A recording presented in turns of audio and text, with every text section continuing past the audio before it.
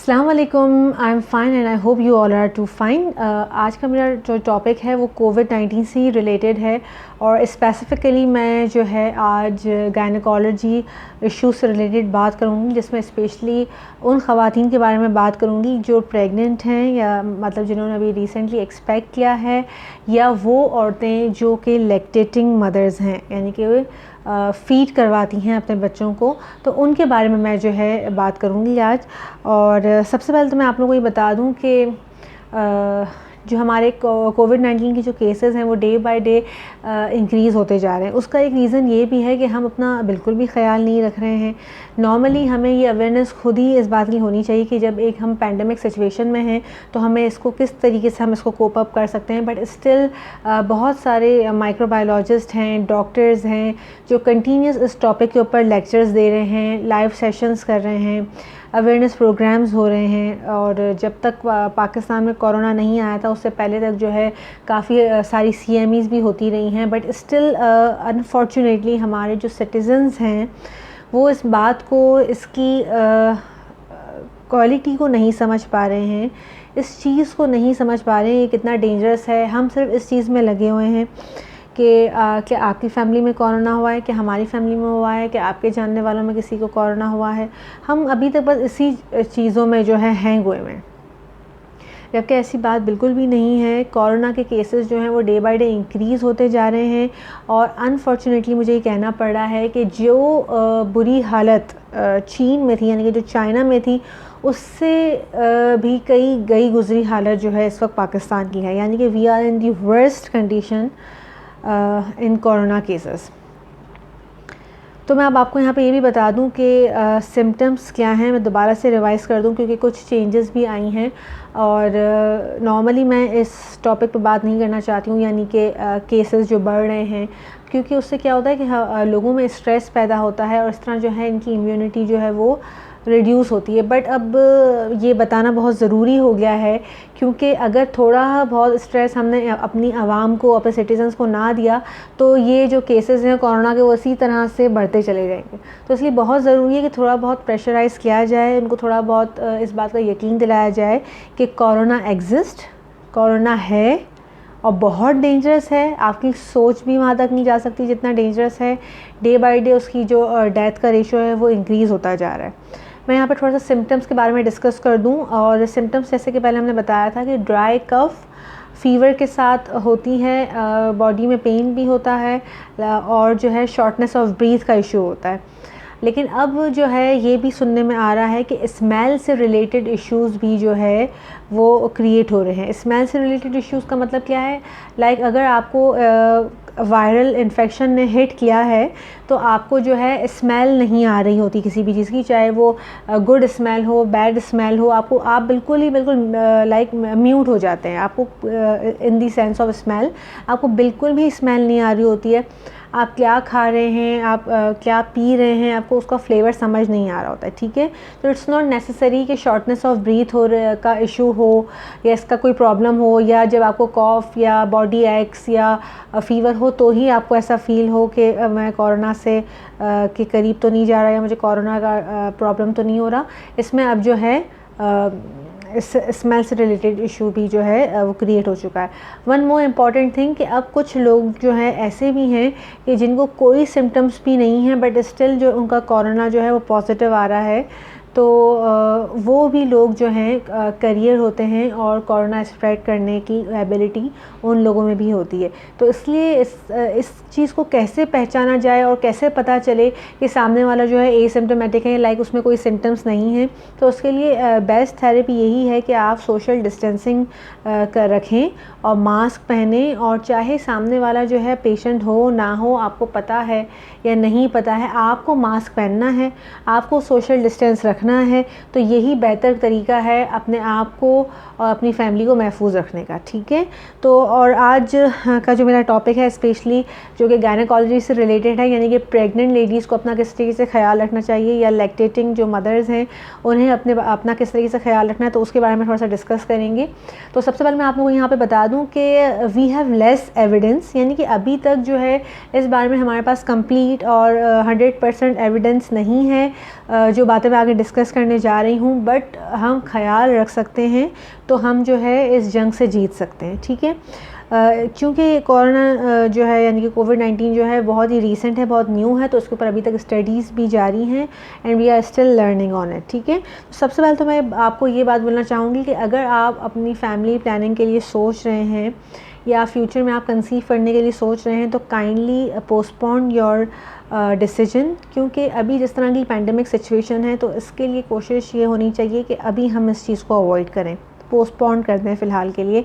But still अगर आप में से कोई कंसीव कर गया है या कोई लेडी कंसीव कर जाती है, यानी कि अगर वो एक्सपेक्टेड है, प्रेग्नेंट है, तो उसको क्या एहतियाती तदाबीर करनी चाहिए, उसको क्या ख़्याल रखना चाहिए कि मतलब ताकि वो जो है कोरोना से लिंक्ड ना हो, कोरोना पॉजिटिव ना हो जाएं, कोरोना से वो दूर रहें, कोरोना उनके करीब ना आए, तो क्या ऐसा हमें करना चाहिए। तो उसके लिए जानते हैं,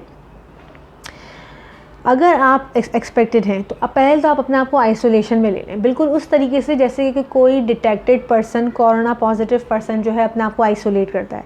आपको 9 मंथ्स तक अपने आप को आइसोलेशन में रखना है। आपको अगर आपके ऑलरेडी कोई बच्चे हैं, आपको उनसे भी दूर रहना है, अपने इन लॉज से दूर रहना है, आपके घर में जो भी लोग हैं या कोई आपका फ्रेंड सर्कल है, आपको सबसे दूर हो जाना है, ठीक है।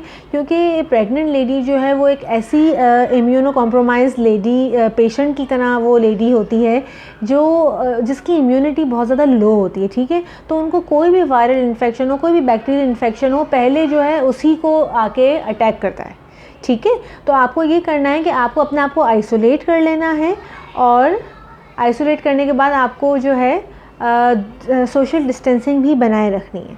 अगर आपको किसी मजबूरी के तहत अपने रूम से बाहर निकलना पड़ रहा है तो आपको ये ख्याल रखना है कि आप मास्क पहन के बाहर जाएंगी, आप जो है सोशल डिस्टेंस में रहेंगी, मास्क पहनने के बावजूद आप अपने हाथ में ग्लव्स पहन के रखेंगी। अगर कहीं घर से बाहर जा रही हैं, जैसे कि जीपी वगैरह को विज़िट करने के लिए, यानी कि जनरल फिजिशियन, और जो है आप अपने हैंड्स बार बार वॉश करेंगी, वही 25 to 30 सेकेंड्स जो नॉर्मली लोग प्रोटोकॉल फॉलो कर रहे हैं, आपको भी वही फॉलो करना है, बट आपको स्ट्रिक्टली फॉलो करना है उसको, ठीक है। अगर आप बाहर जा रही हैं घर से चेकअप वगैरह के लिए तो आप ग्लव्स पहनेंगी, ठीक है। इसके अलावा ग्लव्स पहनने से पहले और ग्लव्स पहनने के बाद दोनों बार आपको अपने हाथ अच्छे तरीके से वॉश करने हैं। दूसरी बहुत इंपॉर्टेंट बात ये आपको बतानी है कि जो लंग्स होते हैं ना आपके, यानी जो प्रेग्नेंट लेडी के, वो ऑलरेडी कंप्रेस्ड फॉर्म में होते हैं, ठीक है। क्योंकि जब जैसे से बेबी ग्रो होता है तो वो जो अपना स्पेस ले रहा होता है, जब वो अपनी स्पेस इंक्रीज़ कर रहा होता है तो लंग्स की तरफ से जो है वो लंग्स क्या हैं, कंप्रेस होना स्टार्ट हो जाते हैं, ठीक है। तो ऑलरेडी उसको ऑक्सीजन का बहुत ज़्यादा इशू हो रहा होता है प्रेग्नेंट लेडीज़ को। तो आपको कोशिश ये करनी है कि आप जिस रूम में अपने आप को आप आइसोलेट कर रही हैं तो वहाँ पर जो है विंडो वगैरह ज़रूर हो, ताकि वेंटिलेशन का जो है रास्ता बना रहे, ठीक है। दूसरी बात ये कि आपको जो है फीटस के बारे में मुझे बताना था कि यानी कि अगर आपकी बॉडी में जब तक बच्चा है, जब तक वो आपकी वूम में है, तब तक उसको हम फीटस कहते हैं, ठीक है, यानी कि जब तक वो बॉडी में है। तो जो आपका फीटस है उस तक वायरस पहुंचने का जो है परसेंटेज जो है, चांसेस एक्स्ट्रा ऑर्डिनरी लो हैं, ठीक है। ये एक बार चाइना में हुआ था, एक औरत प्रेग्नेंट थी और उसके बेबी को भी, यानी उसके फीटस को भी जो है ना इन्फेक्शन हो गया था कोरोना का, लेकिन उसके बाद हमने ऐसा कोई भी केस नहीं सुना है। तो जो आपका फीटस है उस तक जो है ये इन्फेक्शन पहुँचने के चांसेस जो हैं बहुत ज़्यादा लो हैं, अगर आप इन्फेक्टेड हैं तो भी, ठीक है। तो दूसरा सवाल ये है कि मिस कैरेज के क्या चांसेस हैं। तो मिस कैरेज के चांसेस बिल्कुल भी नहीं है। हाँ, अगर आपकी हेल्थ जो है बहुत ज़्यादा ख़राब है, या आप अपना ख्याल नहीं रख पाई हैं, या आपकी डाइट में कोई कमी रही है, तो मिस कैरेज होने के चांसेस हो सकते हैं, but not because of covid, okay. Next most important thing is that babies delivery, ठीक है, यानी कि जब आपका बेबी डिलीवर होता है और जो है उसके बाद वो डिटेक्ट होता है कोरोना पॉजिटिव, तो it does not because of you, ठीक है। ये हो सकता है कि जब आपका बेबी डिलीवर हुआ उस वक्त जो है हाइजीनिक कंडीशन क्या थी, जो पैरामेडिकल स्टाफ जो था वहाँ पे, या जो सिस्टर या जो नर्सेज वगैरह थी, उन्होंने क्या जो डॉक्टर्स वगैरह थे, क्या उन्होंने जो है PPEs वगैरह या जो प्रोटोकॉल्स थे वो सब फॉलो किए थे या नहीं किए थे, या हाइजीनिक कंडीशन कैसी थी। तो उस वजह से ये हो सकता है कि very soon after birth baby जो है इन्फेक्ट हो सकता है, but because of the medical condition, the hygienic condition which you have designed in the surrounding of baby, ठीक है। ओके, नेक्स्ट इज़ दैट कि ट्रांसफ़र मदर टू बेबी, ठीक है। तो मदर से बेबी में ट्रांसफ़र होने के क्या चांसेस हैं, तो वो मैंने आप लोगों को बताया कि 1 और 2% हार्डली चांसेस हैं, मतलब नॉर्मली ऐसा नहीं होता कि मदर से जो है वो बेबी में ट्रांसफ़र हो। उसका रीज़न ये है कि एमनियोटिक फ्लूइड, यानी कि जिस एमनियोटिक फ्लूइड में आपका फीटस जो है वो सिक्योर है, वो एमनियोटिक फ्लूइड जो है वो स्टेराइल है, वो बिल्कुल क्लियर है, उसमें कोई वहाँ तक जो है वायरल इन्फेक्शन नहीं पहुँच सकता, ठीक है। और साथ ही मैं आपको ये भी बता दूँ कि ब्रेस्ट मिल्क जो होता है वो भी स्टेराइल है, वहाँ तक भी जो है वायरल इन्फेक्शन नहीं पहुँच सकता, या आपका ब्रेस्ट मिल्क जो है वो स्पॉइल नहीं हो सकता। These both things are sterile, okay.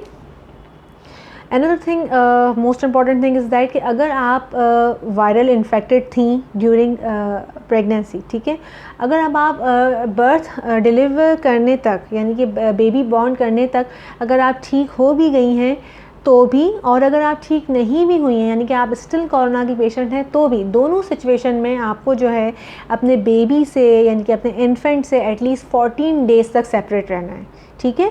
हर हाल में आपको अपने बेबी से 14 डेज़ तक का जो है डिफरेंस बना कर रखना है, यानी कि सेपरेशन आपको उससे रखनी है। अच्छा, अब सवाल आता है कि लैक्टेटिंग मदर्स जो हैं वो किस तरीके से अपना ख़्याल रखेंगी, और बच्चे को फ़ीड कराते वक्त वो जो है क्या क्या उनको चीज़ों का ख़्याल रखना है। तो सबसे पहले तो मैं आपको ये बता दूँ कि ब्रेस्ट मिल्क जो है बिल्कुल क्लियर होता है, स्टेराइल होता है। अगर आप पेशेंट हैं कोरोना की तो भी आप जो है बच्चे को फ़ीड करा सकती हैं, बच्चे को आपका मिल्क देना कोई ख़तरे की बात नहीं है, ठीक है। लेकिन किस तरह देना है उस चीज़ को मैं आपको यहाँ पे क्लियर कर दूँ। फॉर एग्ज़ाम्पल, अगर आप कोरोना की पेशेंट हैं और अगर आप जो है फ़ीड कराना चाह रही हैं, ठीक है, तो आपको क्या करना है कि सबसे पहले तो आपको अपने हैंड्स बहुत अच्छी तरीके से वॉश करने हैं। कोशिश करें कि ल्यूक वार्म वाटर से आप शावर भी ले लीजिए, और इसके बाद जो एरिया है जहाँ से मिल्क एक्सपोर्ट करना है उस एरिया को आप, अगर आपने शावर नहीं लिया है तो फिर आप उस एरिया को ल्यूक वार्म वाटर से जो है वॉश करेंगी, उसको क्लियर करेंगी। अपने मुँह पर आप मास्क पहनेंगी, और प्लीज़ ऑथेंटिक मास्क आपको पहनना है, नॉट फैब्रिक मास्क और लोकल क्लोथ का पीस आप नहीं बांध सकती हैं। आपको N95 मास्क पहनना होगा, क्योंकि ये आपके बच्चे की हेल्थ का सवाल है। और जो छोटा बच्चा होता है, कि जो इन्फेंट होता है, उसकी इम्यूनिटी तो एक्स्ट्रा ऑर्डिनरी लो होती है, ठीक है, बिकॉज़ ये जो है बिल्कुल न्यूली बॉर्न होता है, ठीक है। तो आपको क्या करना है, मास्क पहनना है, देन अपने हैंड्स अच्छी तरीके से वॉश करने हैं, उस एरिया को जो है ल्यूक वार्म वाटर से क्लियर करना है, और उसके बाद आपको मिल्क एक्सपोर्ट करना है। या तो आप पंप आउट करेंगी या फिर आप जो है उसको जो है एक्सपोर्ट करेंगी, ठीक है, 2 तरीके हैं। और फिर उसको आप किसी बॉटल में या किसी बोल में पोर करेंगी, और इसके बाद जो है अगेन उस एरिया को वॉश करने के बाद आप जो है अपने किसी फैमिली मेम्बर से कहेंगी कि वो आपके बच्चे को जो है फ़ीड करवाए। या तो फिर अगर कोई फैमिली मेम्बर नहीं है तो फिर आप उसको थोड़ा सा डिस्टेंस रखते हुए मुंह पे मास्क पहन के और ग्लव्स पहन के ही आप जो है अपने बच्चे को फ़ीड करवाएंगी, ठीक है। और दूसरा ऑप्शन, अगर आप कोरोना की पेशेंट नहीं हैं तो आप अपने बेबी को, अपने इन्फेंट को जो है वो डायरेक्ट फ़ीड करवा सकती हैं, बट आपको ये ख़्याल रखना है कि आपने मास्क मस्ट पहना हुआ हो, आपके हैंड्स बिल्कुल प्रॉपर्ली वॉश्ड हों, जो प्रॉपर स्टेप्स हैं 25 to 30 सेकेंड तक, और आपको वॉश करने के बाद जो है ना ये प्रोसेस करना है। दूसरी बात ये कि आप जिस एरिया से आपको मिल्क एक्सपोर्ट करना है वो मस्ट ल्यूक वार्म वाटर से आप वॉश करेंगी, और फिर आप स्किन टू स्किन कांटेक्ट करके अपने बच्चे को जो है फ़ीड करवा सकती हैं। जो कोरोना के पेशेंट नहीं हैं उनको भी मैं इसलिए मास्क पहनने का कह रही हूँ कि फॉर एग्ज़ाम्पल आपकी इम्यूनिटी उस बच्चे के मुकाबले में तो ऑफ कोर्स स्ट्रॉन्ग है ना, तो अगर आपके कोई अगर आपको स्नीज़ अगर आप करती हैं या आप कॉफ़ करती हैं उस टाइम पीरियड में जब आप अपने बेटे को या अपने बेबी को फ़ीड करवा रही हैं, तो क्या होता है कि जो रेस्पिरेटरी ड्रॉपलेट्स हैं अगर वो आपके बेबी तक पहुंच जाते हैं या वो एक्सपोज हो जाता है उन ड्रॉपलेट से, तो उसके लिए ख़तरा बढ़ जाएगा। तो उसकी इम्यूनिटी चूँकि ज़ीरो है तो हमें उसके लिए ख़्याल रखना है, ठीक है, और आपको बिल्कुल वही सारे प्रोटोकॉल्स को फॉलो करना है और उसके बाद अपने बेबी को फ़ीड करवाना है। I hope this information is beneficial for you and will prove beneficial for all of you. और अगर कोई भी क्वेश्चंस हैं तो आप कमेंट सेक्शन में कमेंट करके मुझसे क्वेश्चन पूछ सकते हैं, आई डोंट माइंड। और दूसरे भी आप टॉपिक बता सकते हैं जिसके ऊपर आप चाहते हैं फर्दर वीडियोस देखना, या आप चाहते हैं कि मैं उनके ऊपर वीडियोस बनाऊं, तो आप ज़रूर वो टॉपिक भी मेरे साथ डिस्कस कर सकते हैं। Thank you so much for watching my video. That's all from my side. Stay tuned till the other video. Thank you so much. Allah Hafiz.